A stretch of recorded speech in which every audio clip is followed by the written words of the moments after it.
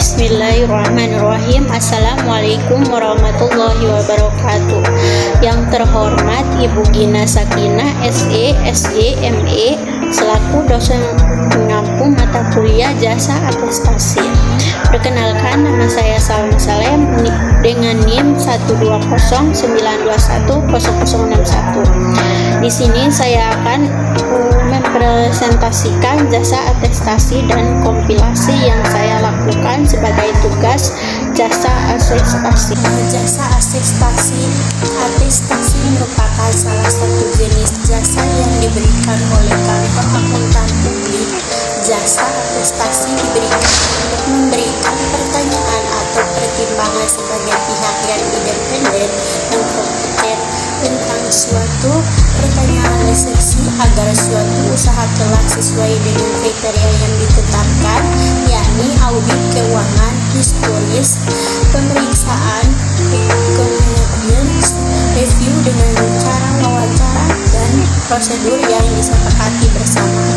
Nah, jasa atestasi merupakan suatu pertanyaan pendapatan atau pertimbangan orang yang independen dan kompeten tentang apakah asersi suatu entitas sesuai dalam suatu hal yang material dengan kriteria yang telah ditetapkan, yakni bentuk jasa atestasi adalah audit keuangan historis, pemeriksaan atau comprehensive review dengan cara wawancara, dan prosedur yang disepakati bersama. Jasa atestasi dalam asuransi. Jasa asuransi adalah jasa profesional independen yang meningkatkan kualitas informasi bagi para pengembali keputusan. Jasa semacam ini dianggap penting karena penyediaan jasa asuransi bersifat independen dan dianggap tidak bisa berkenaan dengan informasi yang diperiksa. Salah satu kategori jasa asuransi yang diberikan oleh akuntan publik adalah jasa atestasi.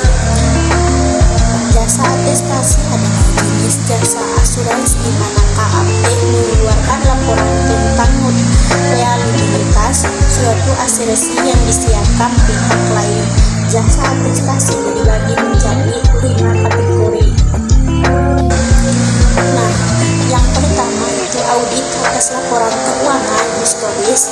Yang kedua itu atestasi mengenai pengendalian internal atas laporan keuangan. Yang ketiga itu telah review laporan keuangan historis.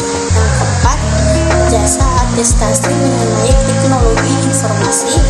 Yang kelima, jasa atestasi lain yang dapat diterapkan pada berbagai permasalahan. Nah, sifat penugasan jasa atestasi yaitu yang pertama, analitis. Dalam hal ini diterapkan auditor memiliki kemampuan dalam analisis dan menghitung rasio-rasio untuk mengetahui dan membandingkan dengan laporan tahun lalu sehingga dapat diambil tidak pencegahan dan pembuatan rencana berikutnya. Nah, yang kedua yaitu kritis. Auditor harus memperhatikan segala kemungkinan yang mungkin terjadi secara harus teliti dan peka terhadap penemuan-penemuan dalam perusahaan. Nah, yang ketiga itu mitigasi. Auditor memiliki kewajiban untuk menentukan segala bentuk kecurangan yang ada dalam perusahaan sehingga audit punya hak untuk melontarkan pertanyaan pada pihak manajemen. Dalam penugasan atestasi, auditor harus memenuhi sebuah standar atestasi yang dapat dibagi menjadi 3 kategori, yaitu yang pertama standar atestasi, yang kedua standar pekerjaan lapangan, yang ketiga standar pelaporan.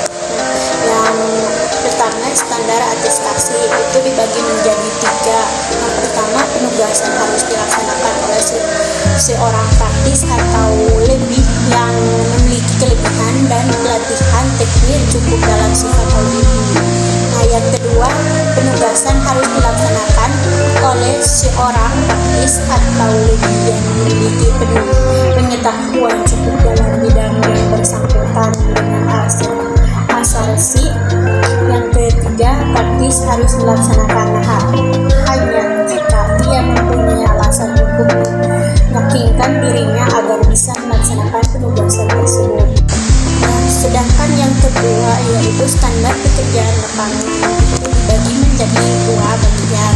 Yang pertama, pekerjaan harus dilaksanakan sebaik-baiknya dan jika digunakan asisten harus disurvei.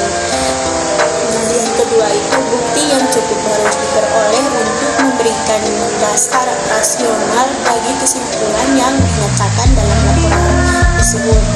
Nah, yang ketiga yaitu standar pelaporan. Nah, standar pelaporan yang pertama, laporan harus menyebutkan hasil yang dilaporkan dan menyatakan sifat penugasan atestasi yang bersangkutan. Nah, yang kedua, laporan harus menyatakan kesimpulan praktis mengenai apakah asumsi disajikan sesuai dengan standar yang telah ditetapkan atau kriteria yang ditetapkan sebagai alat mengukur. Nah, yang ketiga, laporan harus menyatakan semua keberatan praktis yang signifikan tentang penugasan dan pengajuan asumsi. Jasa kompilasi. Prosedur yang harus dilakukan dalam jasa kompilasi adalah sebagai berikut. Yang pertama, akuntan harus memiliki tingkat pengetahuan mengenai prinsip dan praktis akuntan industri untuk tempat operasi satuan usaha agar ia dapat melakukan kompilasi laporan keuangan dalam bentuk yang tepat bagi suatu usaha yang beroperasi dalam industri tersebut. Yang kedua yaitu akuntan harus memahami secara garis besar sifat transaksi satuan usaha tersebut. Nah, yang ketiga yaitu bentuk catatan akuntansinya, kualifikasi para petugas pengetahuan yang berbasis akuntan agar digunakan untuk penyajian laporan keuangan serta bentuk dan isi laporan keuangan. Nah, yang keempat yaitu akuntan harus membaca laporan keuangan yang telah dikompilasi dan mempertimbangkan apakah laporan keuangan tersebut baik ditinjau dari sisi bentuknya dan bebas dari kekeliruan material yang nyata.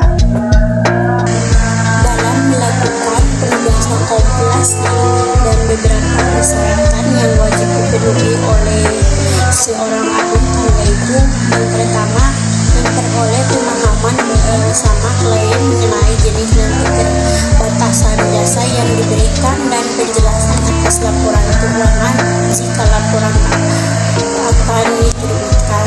Nah, yang kedua yaitu mengetahui prinsip-prinsip akuntansi dengan praktis industri klien untuk memahami klien tersebut agar sifat transaksi bisnisnya serta pencatatan akuntan dan laporan keuangan. Nah, yang ketiga yaitu melakukan tanya jawab untuk menentukan apakah informasi klien memenuhi persyaratan tersebut. Nah, yang keempat, membaca kompilasi keuangan dan berhati-hati dengan hal-hal yang tidak disesuaikan untuk kesalahan dalam perhitungan GAAP. Bentuk laporan BSAK menyebutkan 3 jenis laporan kompilasi yaitu yang pertama, kompilasi dengan persyaratan penuh di mana BSAK tersebut membutuhkan pengungkapan sesuai dengan GAAP sama seperti audit atau telaah atas laporan keuangan. Nah, yang kedua itu kompilasi yang menjelaskan seluruh pengungkapan untuk menunjukkan kata-kata yang tepat ketika akuntan menyampaikan laporan tanpa pengungkapan. Nah, yang ketiga yaitu kompilasi tanpa independensi, di mana KAP dalam laporan kompilasi atau tanpa mengungkapkan meskipun laporan tersebut tidak independen dari klien. Sekian dari saya, mohon maaf